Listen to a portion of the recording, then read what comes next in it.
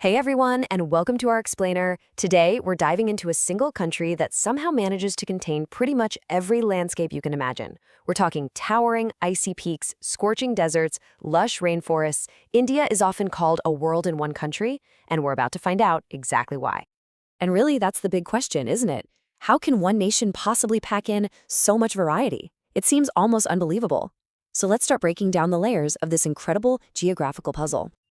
All right, here's our game plan. We'll kick things off with the sheer scale of the country, then look at how that land is divided into these super dramatic landscapes.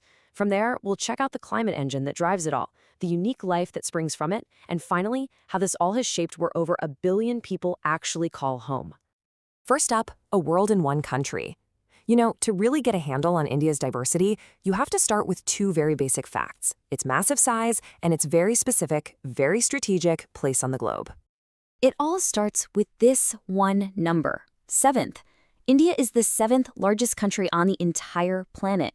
And that's not just some piece of trivia, right? This sheer size is what provides the massive canvas you need to paint such a diverse picture in the first place.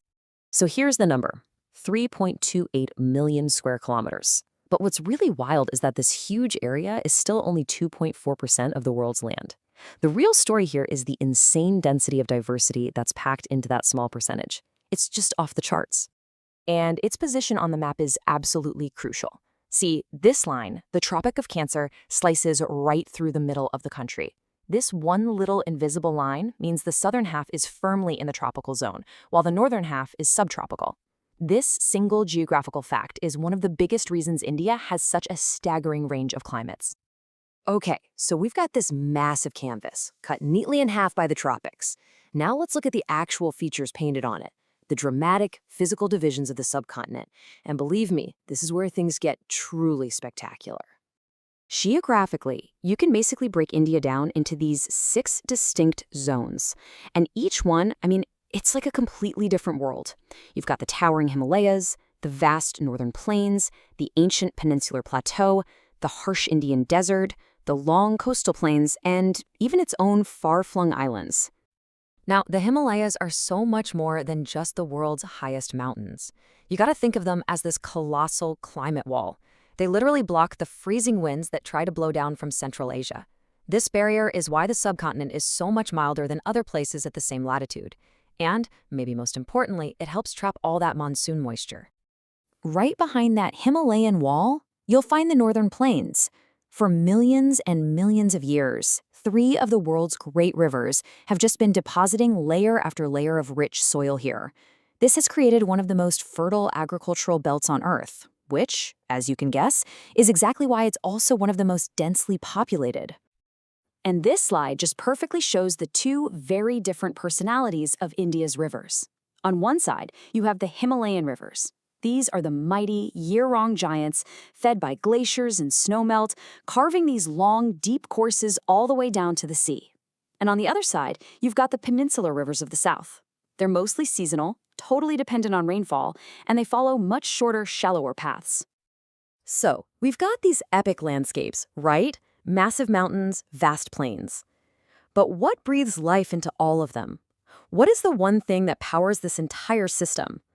Well, that brings us to the single most dominant force in the subcontinent, the life-giving engine of the monsoon. The word monsoon actually comes from the Arabic masum, which just means season. And that's the key right there. The monsoon isn't just rain. It's a massive, seasonal reversal of wind patterns that completely governs the climate, the economy, and even the culture of the entire subcontinent. And this incredible wind reversal creates 4 really distinct seasons. You've got the cool, dry winter, which gives way to the intense heat of summer. Then comes the main event, the advancing, rainy monsoon season, which is followed by a sort of retreating transition period. This whole cycle is the very heartbeat of the subcontinent. And just get a load of the wild extremes this system produces. In one part of the country, winter temperatures can plummet to -45 Celsius in a place called Dras. Meanwhile, summer heat in the Rajasthan desert can hit a blistering 50 degrees. And then there's rainfall. Meghalaya gets drenched with over 400 centimeters a year, while Ladakh gets less than 10. It is a country of just stunning contrasts. So, You've got this dramatic variation in climate. What happens when that climate meets the landscape?